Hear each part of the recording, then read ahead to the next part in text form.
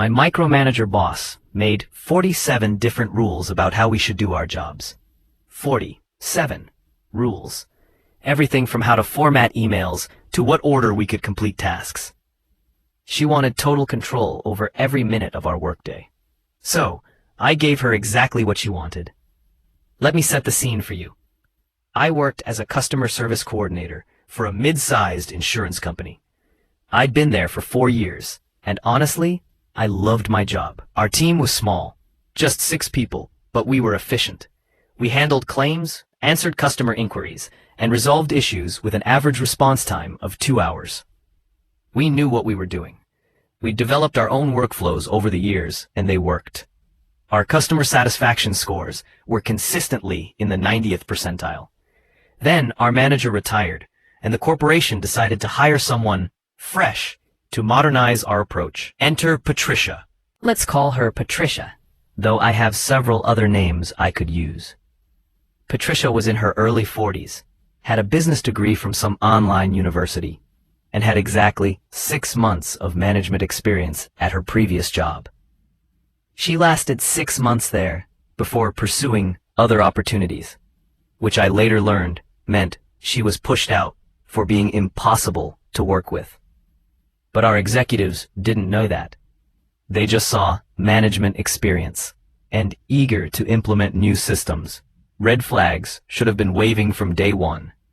Patricia's first act as our new manager was to schedule individual meetings with each team member. Professional enough, right? Get to know your team? Wrong. My meeting lasted 15 minutes. She spent 12 of those minutes telling me about her accomplishments, her vision, and her management philosophy. When I tried to explain our current workflows, she cut me off. I've reviewed the processes, she said, not looking up from her tablet. They're inefficient and inconsistent. I'll be implementing standardized procedures over the next few weeks. Just be ready for some changes. What kind of changes? I asked.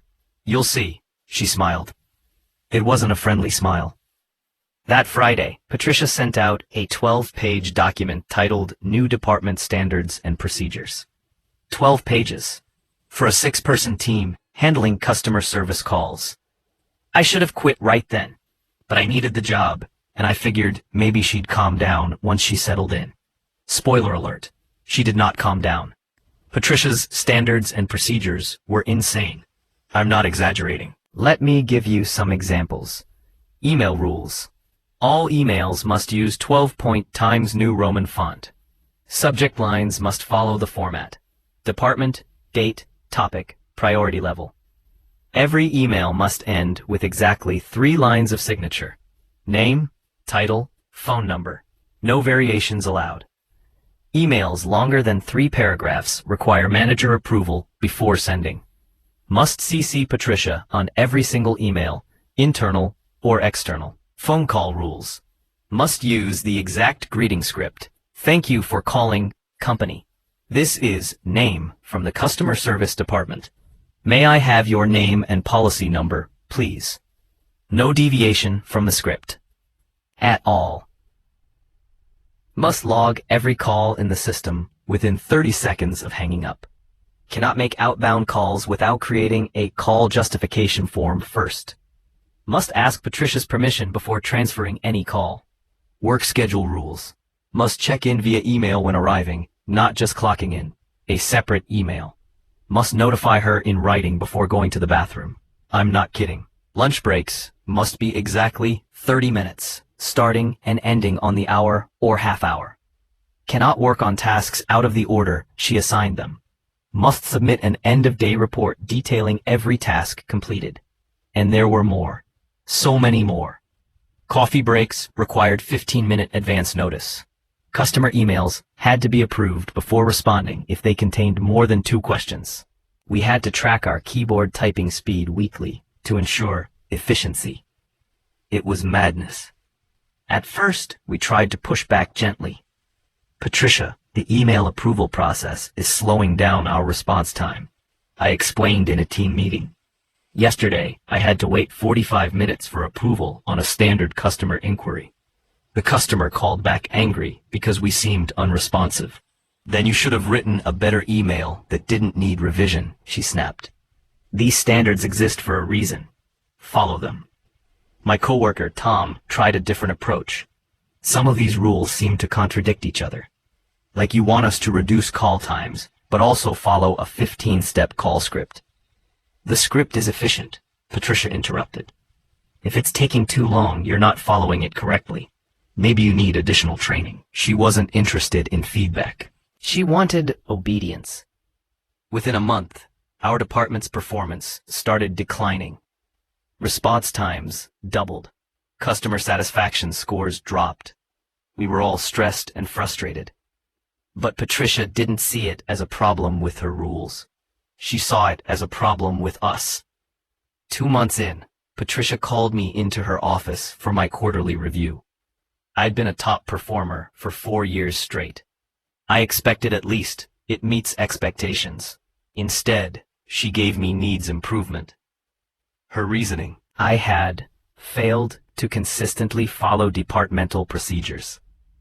Examples she cited: I'd sent an email with a subject line missing the priority level tag.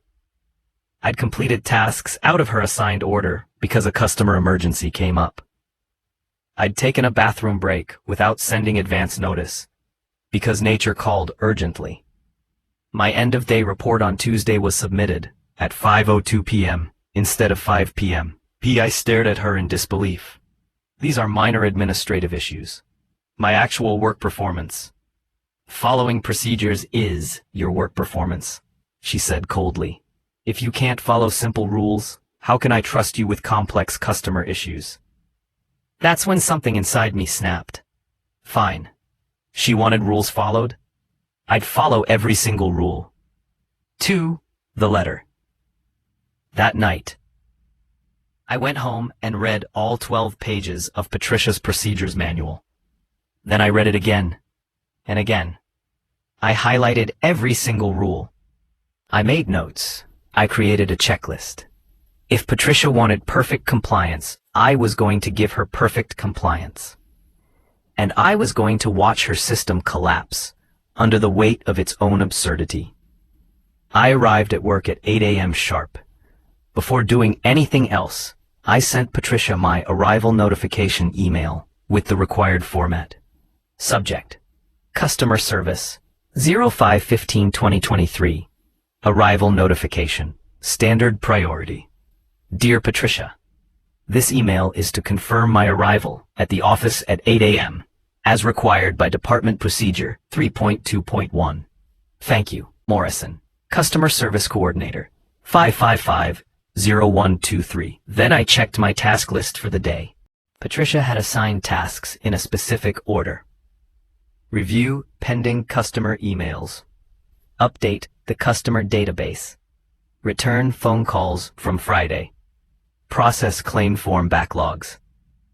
Now, normally, I'd prioritize based on urgency. Emergency calls first, time-sensitive emails next, then administrative tasks. But the rules said I had to complete tasks in Patricia's assigned order. So that's what I did. At 8:15, a customer called with an urgent claim issue. Their house had flooded, and they needed immediate assistance. I'm so sorry, I said, following the exact script. Thank you for calling company. This is Rachel from the Customer Service Department. May I have your name and policy number, please? After getting their information, I said, I understand this is urgent. However, per department procedures, I must complete my assigned tasks in order. I'm currently on task 1 of 4. I'll be able to address phone calls during task 3, which should begin around 11 a.m. Can I return your call then? The customer was stunned. My house is flooded. This can't wait until 11. I understand completely, and I apologize for the inconvenience. However, I must follow department procedures exactly as written. I can transfer you to my manager if you'd like to discuss the policy. I transferred the call to Patricia. She was not happy. But here's the thing. I was following her rules perfectly. By 9:30 a.m., I'd reviewed all pending customer emails as assigned. 17 of them required responses. Per Patricia's rules, any email longer than 3 paragraphs required manager approval before sending. 14 of my responses were longer than 3 paragraphs because, actually addressing customer concerns takes more than 3 sentences. I drafted all 14 emails and sent them to Patricia for approval, each in a separate email with the proper subject line format. Customer Service, 5/15/2023. Email approval request, standard priority. Patricia's inbox was suddenly flooded with 14 approval requests from me. And that was just me. My 5 coworkers were doing the same thing. By 10 a.m., Patricia had 47 approval requests sitting in her inbox. She called an emergency meeting. "Why am I getting buried in approval requests?" she demanded. "We're following the procedures," I said innocently. Section 5.2.3 states that emails exceeding 3 paragraphs require manager approval. We're just following the rules. Use your judgment. Not every email needs approval. I pulled out my printed procedure manual and pointed to the exact wording. It says, must require manager approval. That's pretty clear. There's no exception listed for judgment calls. Patricia's face turned red. Just use common sense. Of course, I smiled. So we should follow common sense instead of the written procedures. She knew she was trapped. If she said yes, she'd be admitting her rules were nonsensical. If she said no, she'd be buried in approval requests. Just do your best, she muttered and ended the meeting. But I didn't change anything. The rules were the rules. At 10:30, I needed to use the restroom. Per procedure 3.4.2, I had to notify Patricia in writing before leaving my desk for non-work purposes. I sent an email. Subject, Customer Service, 05/15/2023, bathroom break request, low priority. Dear Patricia, per Department Procedure 3.4.2, I am notifying you that I need to take a bathroom break beginning at approximately 10:30 a.m. Estimated duration, 5 to 7 minutes. Please confirm receipt of this notification. Thank you. Rachel Morrison, Customer Service Coordinator, 555-0123. I sent it.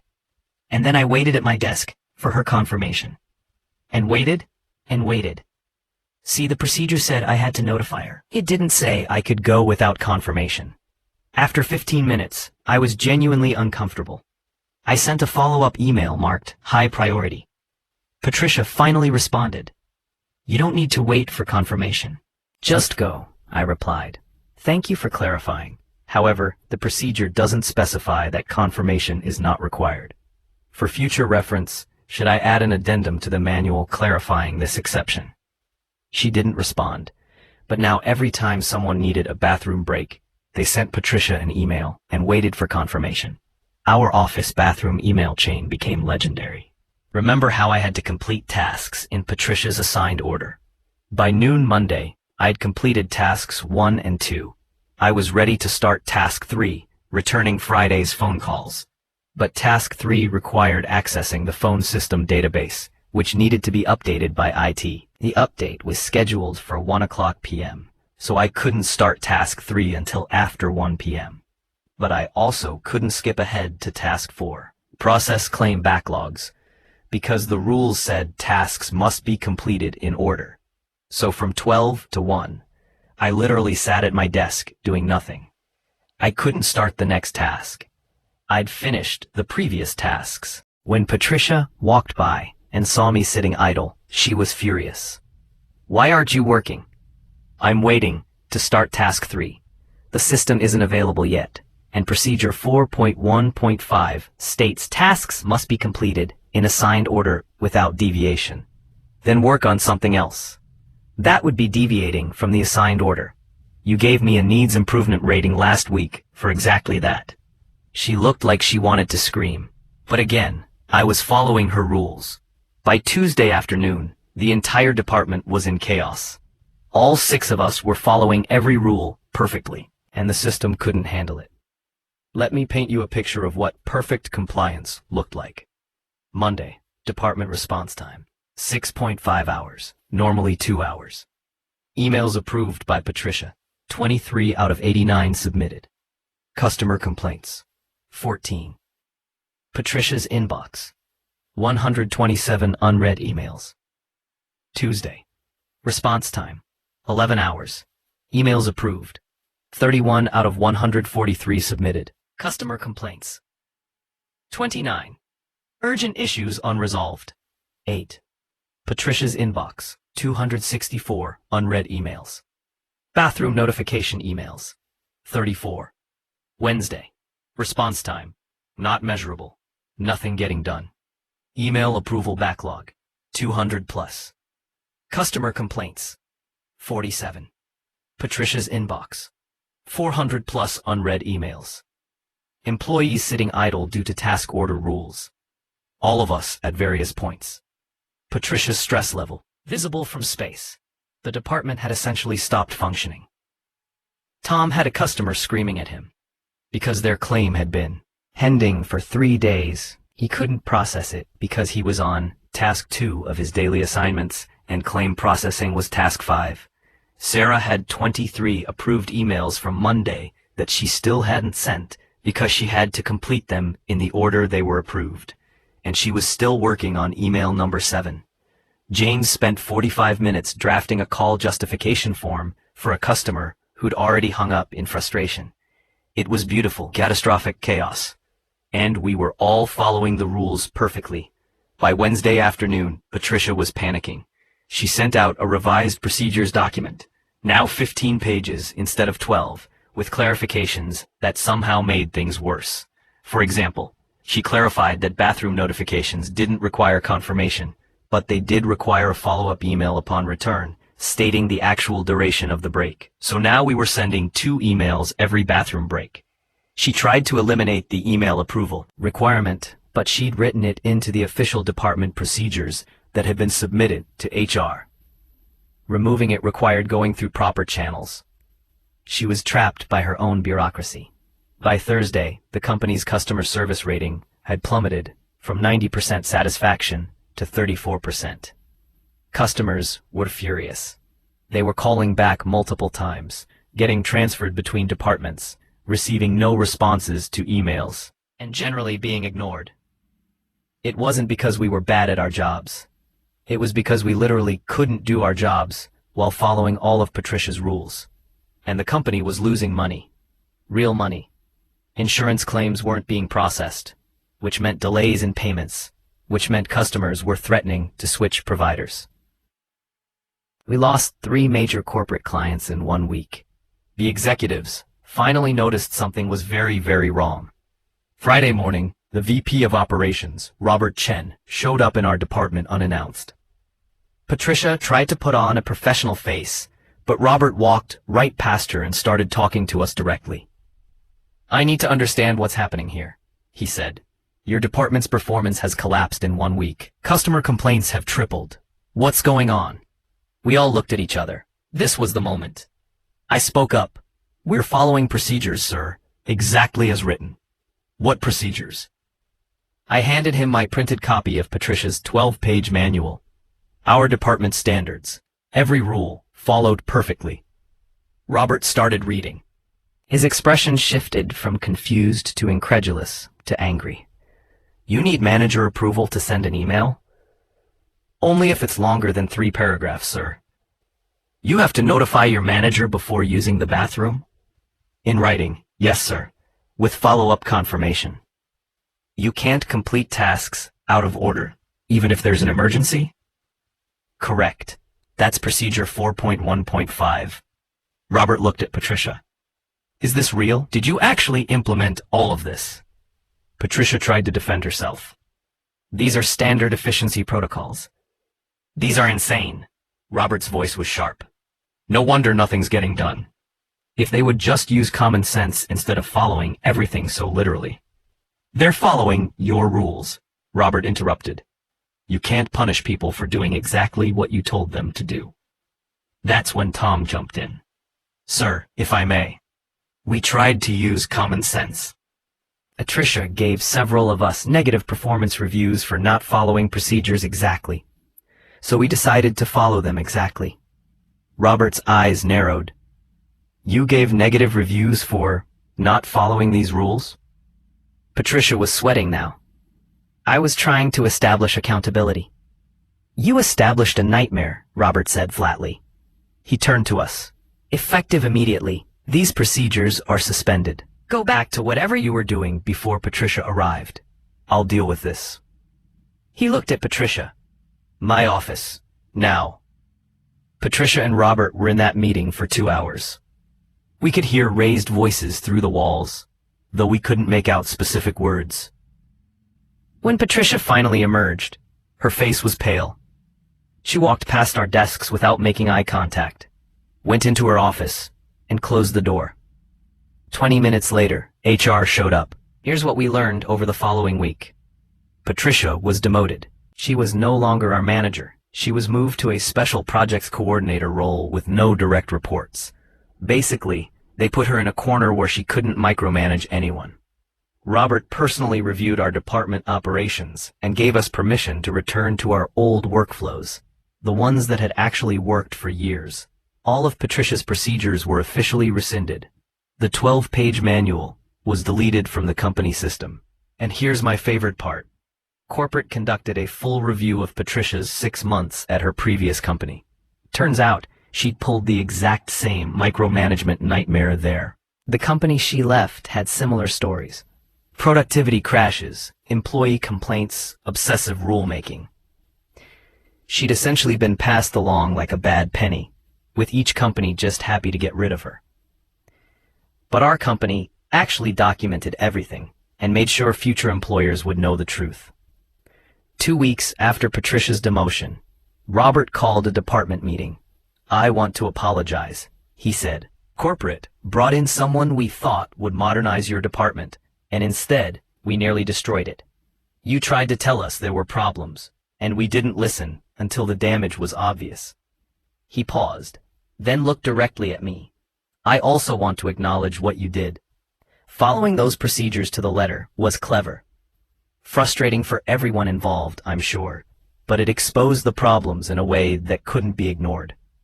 I played innocent. We were just following the rules, sir. He gave me a knowing look. Right.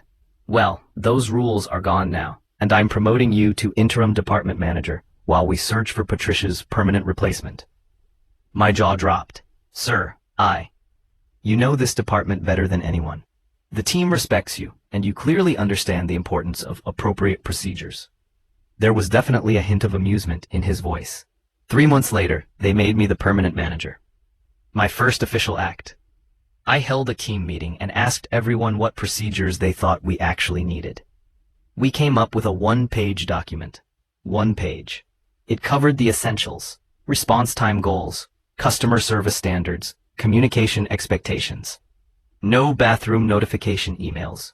No task order mandates. No email font requirements. Just common sense guidelines that let skilled professionals do their jobs. That was a year ago. I'm still managing the customer service department. Our team is thriving. Our customer satisfaction scores are back up to 92%, even higher than before Patricia arrived. Our response times average 1.5 hours, better than our previous record.